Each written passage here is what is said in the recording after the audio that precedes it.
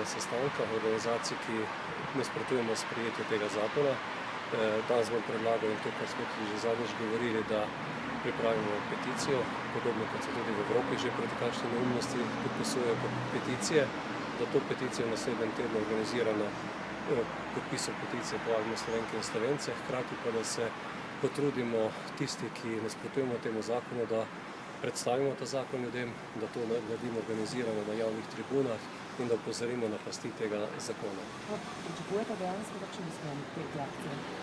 Jaz sem trdno prepričan, da bo v Sloveniji kdo tudi moral poslušati ljudi. Doslej se pri tem zakonu to ne počne, še več od tega, sistemski zakon se sprejema po nujnem postopku, kar je povsem neobičajno in resnično je škandalozno, da se na takšen način, ko praktično niso znane posledice, veliko vprašanje glede ustavnosti tega zakona, koalicije in pa vlada hazardira z zelo velikim sistemskim davkom, ki že sedaj prihaja v proračun občin in mislim, da delajo veliko napako in verjamem, da bomo uspeli v tem spravo. No ravno to, ali v končni fazi torej sledi nek protest in ustavna presoja, če se nič ne spremeni?